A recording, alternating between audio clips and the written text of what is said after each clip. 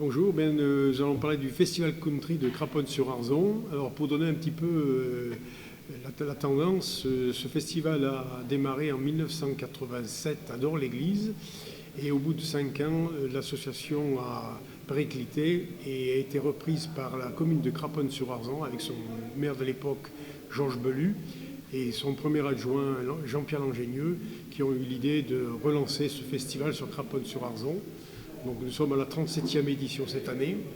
Nous avons la chance d'avoir une très forte équipe de bénévoles au nombre de 200 personnes, plus tous nos institutionnels qui nous soutiennent, avec la région, le département, la com d'agglomération et la commune de Craponne, qui participent financièrement sous forme de subvention à la vie de l'association.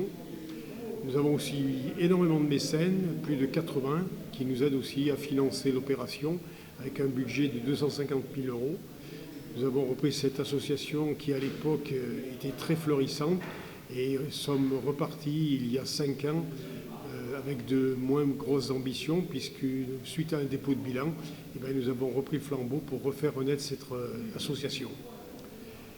Que vous dire de plus au niveau des statistiques, on s'aperçoit que la musique country en France renaît.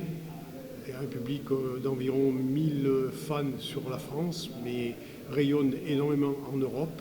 Et nous avons beaucoup de départements étrangers qui viennent voir les artistes américains. Là, nous mettons un point d'honneur à justement faire venir des Américains, des Européens et bien sûr des Français. Le festival dure 5 jours avec des animations en ville du mercredi jusqu'au dimanche.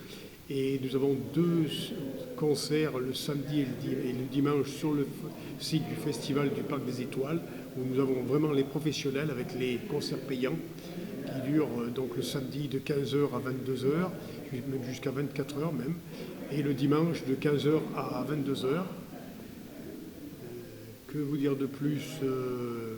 Nous avons donc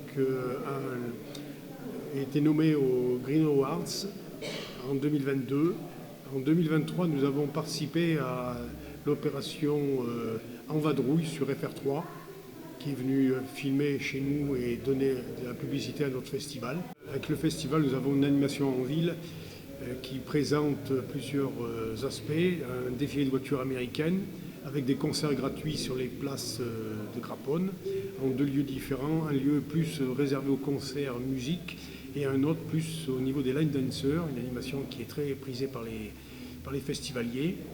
Et puis nous avons aussi des concerts repas et des soirées grillades pour justement animer la ville du mercredi au dimanche soir. Et nous avons des exposants? Oui, pour compléter, nous avons donc sur le site, nous avons en ce moment une trentaine d'exposants qui se décomposent en 2 styles. Il y aura donc des exposants alimentaires qui vous proposeront des spécialités et des non alimentaires qui vous proposeront diverses choses liées au country. On aura un traiteur en ville le samedi et le dimanche à midi. Et tout ceci en collaboration avec tous nos commerçants, bars, restaurants, traiteurs, tout ça. Je vais quand même rajouter que nous avons une spécificité. Nous avons une radio locale qui s'appelle Radio Craponne, radio amateur qui est là depuis 30 ans, une des dernières alors qu'il doit rester en France, et qui rayonne beaucoup sur le département de la Loire, de la Haute-Loire et du Puy-de-Dôme, et qui fait beaucoup de communication au niveau des associations. C'est un réel outil et je veux saluer son président, Jean-Pierre Langenieux, qui a fait vivre cette radio jusqu'à maintenant. Donc pour redire les contacts, nous avons le mail festivaldecraponne-sur-arzon@gmail.com et on peut aussi faire profiter nos festivaliers du train touristique qui circule bien à cette période. Voilà. On a fait le tour.